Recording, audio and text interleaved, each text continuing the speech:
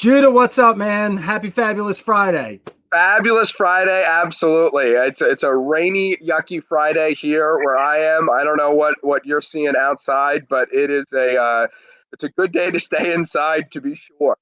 Dude, your lighting's as bad as mine. Like the sun went away today, right? I know it's absolutely awful and crazy. I tell you what's really bad is my hair. I'm running out of options for what to do with it. I posted on Facebook the other day. I forget whether we talked about it here on the show, but like there's a lot of people who are crossing state lines to Yeah. go get booze. I'm ready to cross state lines to go get a haircut. it's a real issue. I mean, real problems, man. Forget. Being a rum runner. I'm ready to be a hairstylist runner and go trim this mop or do something here because it is absolutely crazy. Hey, speaking of crazy, Yeah. how about that awesome show we had yesterday, dude? That was, I mean, the content there was off the hook. We were delivering, I mean, so much great content with Matt Yeah. Faircloth. I mean, the time just was flying by. I feel like we got to hardly anything of what we even wanted to, but we still got to so much good stuff. And I think we need to have him back on almost weekly or every other week or something like that. He's just such a great guy. Knows so much, so plugged in. Like we started going down the fund rabbit hole, and things got a little bit deeper than we wanted to go. But man, he really knows his stuff. And I mean, if he's able to pull off the liquid fund, that's going to be a big deal. I mean, that's a really hard thing to make happen. That is that, but if anybody can do it, he can because he's also plugged in with Josh McCallan, who has a really great podcast called Capital Hackers. They're kind of a sister podcast of us here with Real Estate Hackers. Also, hooked up with Eric from On Air Brands. There's a Mhm. lot of you know online content viewing is at an all-time high, and if you are out there and you are at all interested in creating a following, developing a following, or speaking to even just friends and family and neighbors and things like that to position yourself as a voice of knowledge and reason and experience, now is the time to be producing content, talking to your database. I am having all-time record high contact percentages when it comes to reaching out to people, Yeah. and people are very accessible and very available right now, and now is a great time to be reaching people. But in spite of all that goodness, we've got some Oh, bloody numbers. yeah. So, all right, let's start with jobless claims. I was gonna say we got to also try and dear listeners, understand we're gonna try and be real, but we're also gonna try and put some lipstick on this pig as well. Yeah. And so let's talk about what the numbers are, and Okay. then talk about kind of what they mean. So Yeah, so so the first, initial jobless claims and unemployment came out, and yeah, they are yeah, so I got the whole breakdown. First of all, we got a 14.7% unemployment rate right now, which is the highest unemployment we've seen since the early 1940s, which is a big problem. Number two, that represents 23.1 million unemployed Americans that are looking for jobs. It doesn't include 2.3 million people who are underemployed. So they still have a job, but it's part time. And because of the economy, they don't have 40 hours a week or full time employment. It also doesn't include discouraged workers. 10.9 million people. Oh, strike that. The 2.3 million are people that stopped looking in the last 4 weeks, Right, right? But 10.9 million underemployed. So right, you got a total of like 43 million people who are unemployed or underemployed in a population of about 330 million. I mean, that's a right. That big number. that doesn't count. That doesn't count my four kids who don't Yeah. have jobs either. You know what I mean? Like, so we have 350 million people in the United States. Yeah. Of those, not all of those are adults. Not all of those would be wanting to have a job. There are Yeah. 40 million people who want a full time job but do not have a full time job right now. And that doesn't. I mean, there are just so many people who are out there who are like, I mean, if I lost my job right now, well, I don't know. I mean, I'm a go-getter and I'm a doer. So I probably would lose a job. But I can imagine that there's a lot of people out there who are like, I don't have a job and I'm not even going to look for a job right now. And those people aren't technically considered unemployed. Where would you look? I mean, Right. like, what are you going to do? There, nobody's hiring. Why the heck would you hire if you can't employ people? I mean, that's really the issue. I mean, it kind of plays hand in hand with this PPP, small business funding.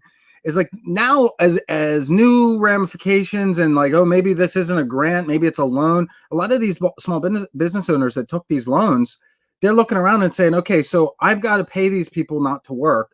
And now you're going to tell me that this is not is no longer a grant. It's not forgivable anymore. Right. And I got to pay it back. It's just, there's a lot of craziness and a lot of uncertainty. And look, we've been going through this for 2 months now, right? There's uncertainty for 2 months. I think that it's a lot of economists, a lot of really, really well-respected and people that have a really good track record in predicting what's going to happen next are saying that, look, by the end of 2020, everything's going to be fine. So, that's the upside, but it's pretty scary looking at a 14.5% unemployment rate as a best case scenario number. Well, the other thing is so I don't like talking politics with people other than like over a beer or something like that. What I like discussing in broader scopes like this is discussing monetary policy and economic outlook and things like that because it's slightly less partisan. And especially when I was in the mortgage industry for 15 years, I was a Fed watcher and watched all these things. And so there's two different things. There is the projected numbers and then how do they relate to what actually happened. Yep. And for the past 3 to 4 days, the conversation has been, is it going to be 16 to 20% unemployment? So the fact that it is 14.2, 14.7, what's the actual number? 14.7 is, I mean, I hate to say it this way, and please don't think this is too much lipstick on this pig, that actually beat expectations by a significant margin. I mean, is that fair to say? Is it okay to look at it as a somewhat positive thing? Well, I think so, but here's the real problem is the U6 number. That's the underemployment rate, right? That U6 number includes all the people that have kind of stopped recently looking for jobs and people that are not making aren't getting 40 hours. Right. That's 22.8%. I mean, that number is staggering. And I think, well, look, these are all inflated and they're fake numbers right now because half of the economy is shut down, at least half.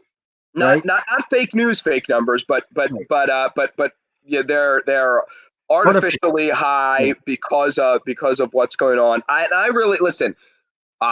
You're not a rabid Trump supporter. I'm not a rabid Trump supporter, but I saw somebody today posting something about how so much winning and I'm sick and tired of the winning, just like he said, and ha ha ha, being sarcastic about it. Like, you can't blame this on Trump. Like, I hate that I'm coming out in a public setting and like defending the man, but this is way beyond politics. What's going on right now? Well, so all right, I'm going to give you my differing opinion. Even though I voted for Trump, I've never really been a huge fan of his. Even I think he's a loudmouth. That being said, I've liked his straightforward stance on things, and frankly, I think he's a good businessman. And I think he's good for this country, but I can't get over $6.4 trillion in bailouts that his name's on. I can't get over that because that is stuff that we're going to have to pay back. Our kids are going to have to pay back. It's not just fake money that somebody's just printing. Yeah. I mean, it is, but it's got to get paid back. Right. That bothers me.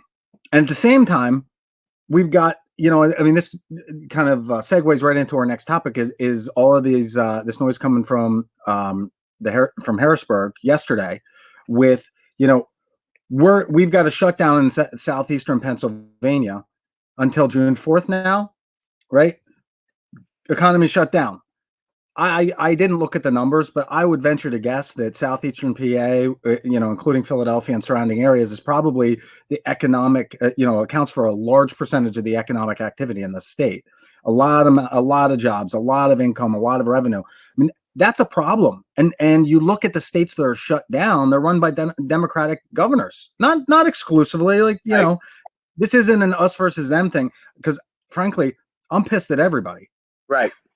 Yeah, You know? I completely agree. And the other thing that makes numbers like this hard to digest and hard to put into context is once we do start to come out of this, and even if we do rapidly come back, what does rapidly come back look like? Because if in the Q3 unemployment gets down to only 11%, you know what I mean, or only 12%, or only 8%, it's still a crazy, crazy high number. But I think that in Pennsylvania, I got to tell you, man, I am trying to be as positive and optimistic and do all I can to, social distance and everything.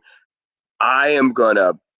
I am worried about my mental outlook come June 4th. Like that is now weighing oppressively on my mind, and I'm sure that there's other people out there like me. I do not know that I have the intestinal fortitude to Well, stick this out until let's June take 4th. that part out of it though.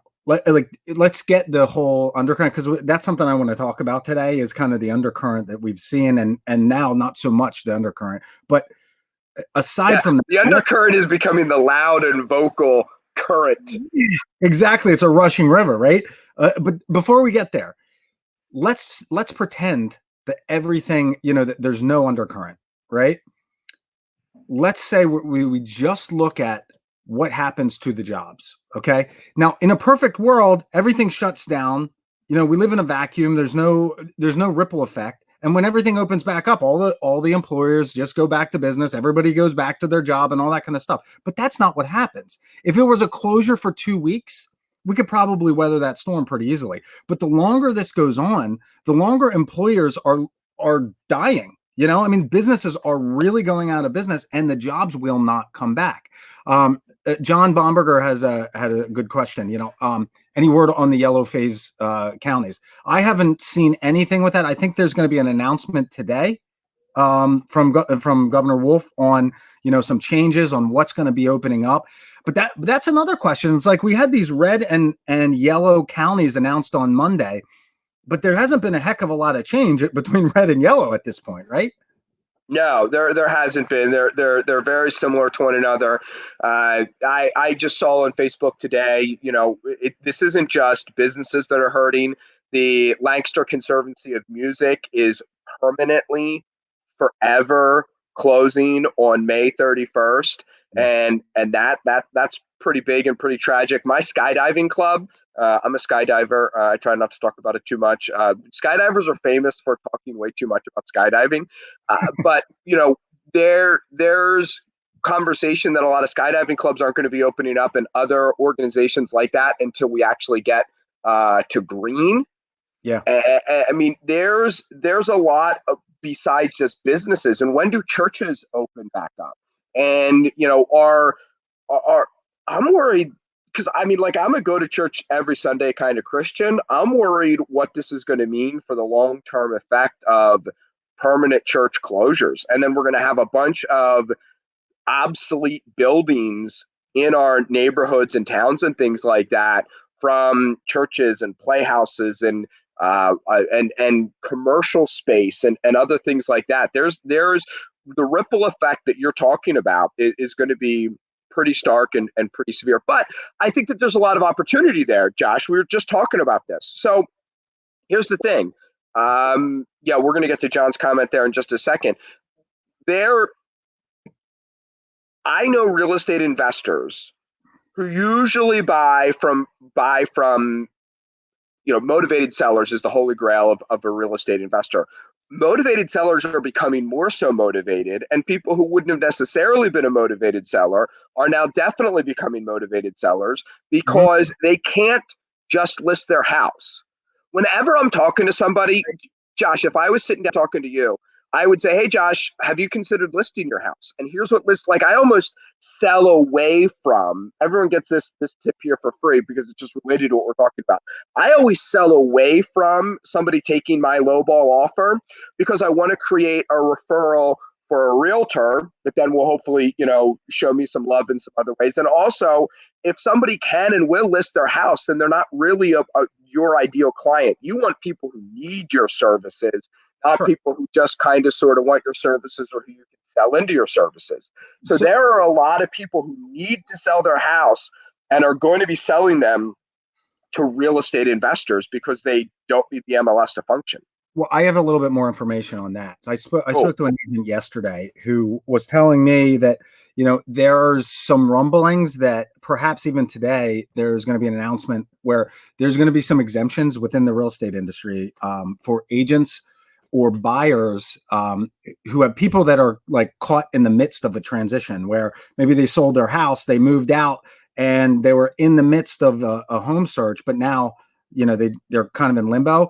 These people are going to have an exemption to be able to go in and see properties and go in and be able to start shopping for a home, or if they they were renting and now they got to move or whatever. That brings up a lot of questions for me. It's really bothersome for me when you have to go to a government agency to get an okay to go and buy or sell something. And at the same time, like if it's okay for a certain small segment of the population to go and do this stuff, why isn't it okay for everybody? I mean, like it's not as if it's regional. Like the whole regional argument, I think it's actually a pretty good one. And I completely agree. yeah, I just hate that Lancaster County is lumped in with Philadelphia because yeah, I mean, I get it, but when you're looking at individual situations, I mean, like I took a bike ride on Saturday, stumbled on a new construction property under construction, and guys are working, right? right. They've got an exemption posted outside. It's a letter from Governor Wolf's office giving them an exemption to keep working. And I'm thinking to myself, why are these guys exempt, but people, doing a turnover on an apartment, or they're rehabbing a house, they get shut down. But new construction, these guys are fine. Like what are the nuances for these exemptions? And look, I know we talked about not being political. Like this topic really fires me up. And now I also want to include that there were 300 deaths from COVID yesterday in Pennsylvania. Right, just yesterday. Yeah. So, I'm not saying that there's no downside. There's no, shadow from this cloud, or I'm just looking at the bad stuff. But anyway, sorry, I didn't mean to interrupt. I went off my tangent. No, it's a great tangent to go down, and I think that there we set ourselves up for a troubling situation when I have friends who walk into stores and when they're questioned, they just say, I have a medical condition, I can't wear a mask. And it's kind of like, the service animals, people taking advantage of the service animal thing to get their pet to live with them. We're now seeing with masks too. And I think that we don't do our society any justice when we force people when the law is so restringent that we force otherwise good people to do slightly morally questionable actions, not Right. justifying it. I'm just saying that that's what's happening. Right. I don't like that precedent that we're setting either. So when you have people out there who are going to manufacture reasons for why they are caught in the middle of a transaction and need to buy or need to sell, we're really just creating, lies, deception, and dishonesty. And then we've got the government looking over our shoulder, second guessing everything. It's why, there's a reason why when this country was set up, we weren't supposed to have titles of nobility and things like that. And the government, there are no knights, there are no nobles, there are no dukes, and there are no barons in America because we didn't want political largesse to mean anything. We didn't want political connections to mean anything. Right Right. now, with this shutdown, with the uncertainty, those that have political connections are able to do business and do better at business than those who aren't. And that's just a troubling situation. Well, so Jude, did you ever read Atlas Shrugged? Yeah. Okay, so in that book, the whole premise is As soon as we get off this, I'm gonna send you a text message for like something that I was going to post on Facebook today, but decided not to because I didn't want it to come across as political. But like we're getting real close to Atlas shrugging. well, yeah. Well, this is the deal. You just said it, and you don't even know it. in that book, they transition from from transactions governed by currency to transactions governed by favors.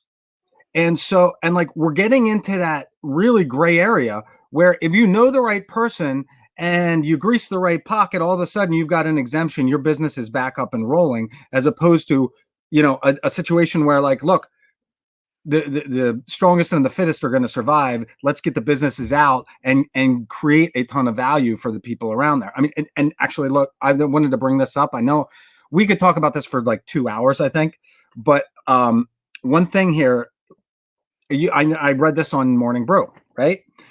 Yeah. Our convenience businesses, the things that we have really enjoyed, they've been a joy to bring into the marketplace. Lyft, Uber, Airbnb, where we get really great, upgrades, let's say. You get a chauffeur service for a few bucks, or you get a really nice rental and at half the price of a hotel. They're starting to disappear. Like, they're losing so much money. Their losses are 3-4 times what were projected. What happens when they're gone? Because nobody's going to put up that kind of capital to develop that kind of industry if there's not at least a light at the end of the tunnel. And the longer we go, they're going to be gone.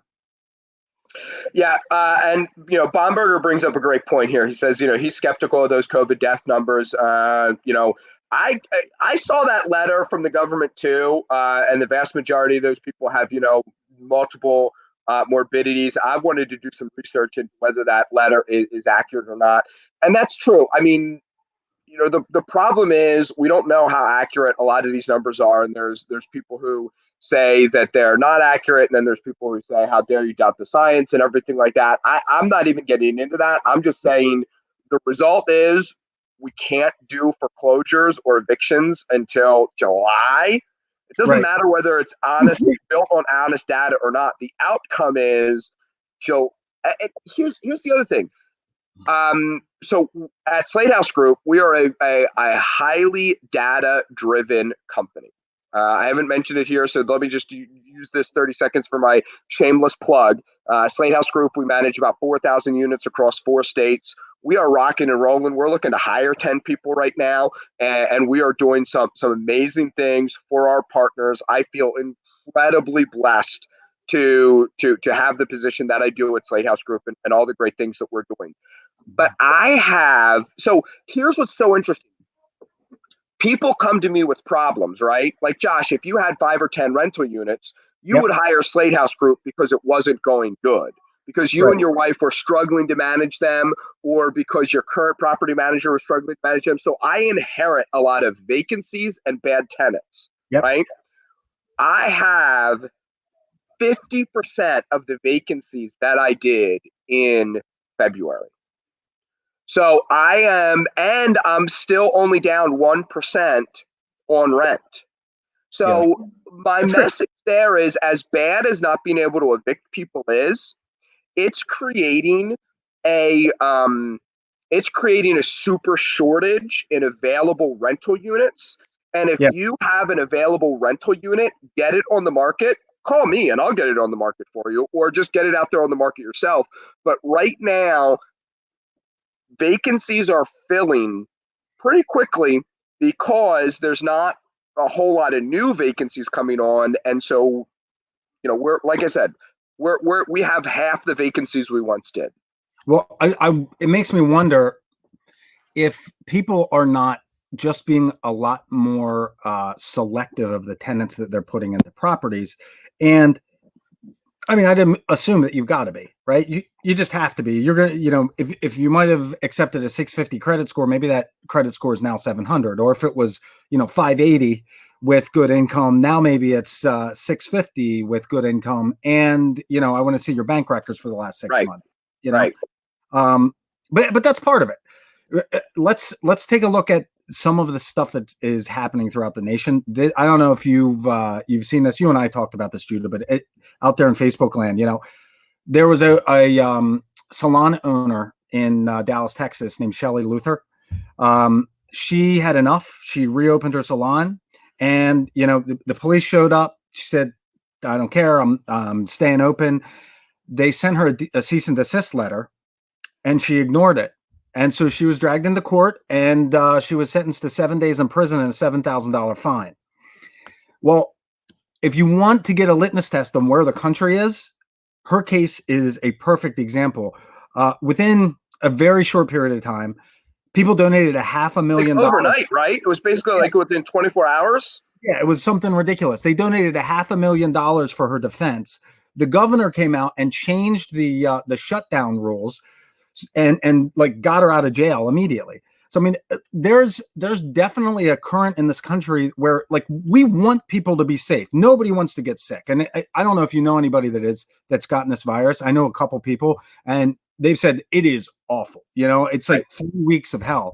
But look, I know somebody. I know several people who say I'm self-quarantining just because I don't want that nasal test.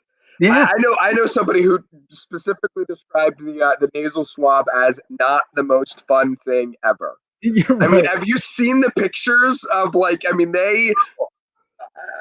woo. Yeah, I mean the test is bad, but like the sickness, it's like on your back for 3 weeks. 2 of it, you feel like you're gonna die, even though you might not. And then Right. the last week is like you're just totally exhausted. So it's one of those things that like nobody wants to get it. Nobody wants it. And it's obviously a terrible, terrible virus. But at the same time, we also would like to be in business. We'd like to be able to feed our families and keep the economy moving and not have a total crash here. Well, I mean, right. I just. Got it. All right. Why don't we? I mean, the opioid pandemic is way worse than this, and can you imagine what would happen if we would put a tenth of this effort into meaningfully fighting the opioid epidemic and how a pandemic and how much better we as a nation would be if we did that. Also, because of all this, drug use is way down because drug dealers can't be not drug dealers so much as drug traffickers are having a hard time getting stuff in. So just what if we constantly kept our borders more strict, not closed, but better watch on our border and things like that. Man, I am stammering and stumbling, trying not to get into hot water here. Well, I'm laughing because it's almost like I can hear the words that you're not saying. It's funny. So one thing that I wanted to bring up that's been really kind of fun over the last couple of weeks. It all started with I was having trouble with my computer connection for a couple of days, and my partner in Philadelphia, Ian Walsh, he sent me a link, and so I start doing research on this conspiracy that's out there. And my gosh, I started going down the hole. It has been almost hilarious. The amount of conspiracies that have come out over this, if a fraction of them are true, like Right. there's all kinds of worlds of aliens and conspiracies. And I mean, this conspiracy said JFK Jr. faked his death and was going to come back and run for the presidency, and Donald Trump was going to step down. I mean, like outrageous stuff. But it's almost like a bad B movie. Like it's so bad it's good. Like some of these conspiracies that are out there are so bad they're good. Exactly. I mean, it's fun to watch, right? Right. Like, right. It beats watching Ozarks for the third time. That's for sure. That's what I'm saying. Like we've watched everything on every platform streaming now. Now it's like, all right, we're gonna interact and see what the crazies are saying. Hey, what? So what are you reading anything good right now, Josh? Have you started reading any good books or anything like that? Yeah. So I've been working a lot on self-development, like Yep. not even necessarily business development stuff, but like personal development. I'm taking a master class on on like the idea of prosperity as it relates to like biblical teaching and things like that that I'm going through right now. There's also a couple books that I've been reading. Most of my reading right now is fiction with my son. Like we've been, I don't know if you've read Ender's Game. I watched the movie Ender's Game, but I never read the book. That Orson Scott Card is probably my second favorite author. Ayn Rand's my first. But Orson Scott Card, he creates these universes, and like they're incredible. They're really incredible books, and it is like probably 50 different books, and it's sci-fi. I told you I'm a sci-fi nerd. Yeah, me Um, too. but like since my kids were really little, we read to them every night, and so it's developed into us reading some really good books. I'm trying to build up to the point where I can introduce them to like The Fountainhead and We the Living by Ayn Rand is my favorite book. It's one of her first. It's excellent. But anyway, That's awesome. So I am. So it's interesting that you say that, about reading to your kids, because I'm personally reading through the Expanse series, yeah, which is, a really really great TV show, and it's a great sci-fi setup, and world building is really good, really accurate building with, accurate portrayals of gravity and travel between distant places and everything. And I'm reading the first one to my kids. And that's really interesting because, like most sci-fi things, there's the optimist and there's the pragmatist and there's this cynic, and they all look at the same problem in different ways. yep, And also, I mean, the one guy swears all the time and is incredibly violent. And like, I just stop reading. I'm like, guys, like, remember, like, this is why we don't solve problems that way, because look at what results from it. And so there's a lot of, I've really enjoyed this time with my four kids to be able to teach them the love of reading. Just, I mean, they already love reading, but like delving deeper into the love of reading and things like that. Also, watching a whole bunch of YouTube videos when they ask questions about this, that, or the other thing, and just, watching YouTube. Like, blood types came up the other day as a conversation with yeah. my kids, and what makes something A or B or O blood and things like that.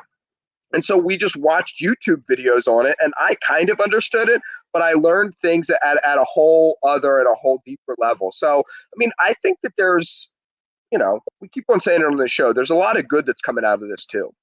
Well, I agree. I mean, look, I'm used to seeing my wife like an hour a day, maybe, in passing until the shutdown. Now, like we spend all of our time together, even though she's in a different room or doing something else. It's just nice to be around family and friends, or not so much friends, but be around my close family and building those relationships. This is something that we'll all welcome the end of, Yeah. but at the same time, it's nice while we're here.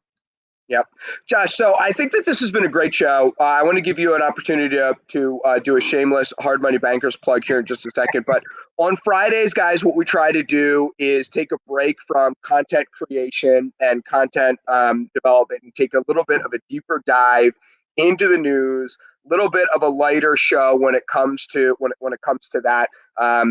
But we really are going to be back to delivering some great content 3 of the 4 days next week. And then we're also going to have another great guest next week, and then deliver great news analysis, our take anyway, on what's happening on Friday of next week. Josh, why don't you tell us a little bit about Hard Money Bankers? Yeah, absolutely. So, if you've never watched the show before, you never heard the shameless plug. So, Hard Money Bankers, we're a direct lender. We lend in Pennsylvania, New Jersey, Delaware, Maryland, Northern Virginia, and Washington, D.C. If you've got a project that you're looking to get funded, you can reach me at 717-213-8488. Because we're a direct lender, we're able to give you a same-day approval on your application. And once the title work's done, we can close. And that means as fast as in 24 hours, we funded deals on the same day that we got the application. So yeah, if you're looking to fund a deal, touch base with me. You can reach me again, 717-213-8488, or you can shoot me an email at josh@hardmoneybankers.com.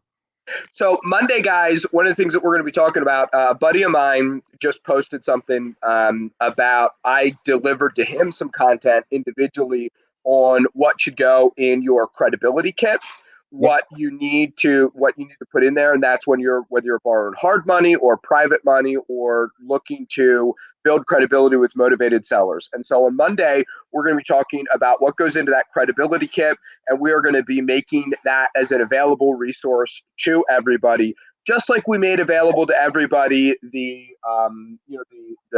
cash flow things that Josh has done and the rehab things and other things like that. We want to not only deliver information on the news, not only deliver great content, but we also want to be delivering tools that are useful to people in that, like tools that we use. Right. Not just like fluffy tools that we kind of created to sell a course and have the add-ons, like actual stuff that we use. And so Anthony Moore, one of my good buddies, just posted on Facebook today about how valuable his results have been from his credibility kit. We want to go over how to do that on Monday.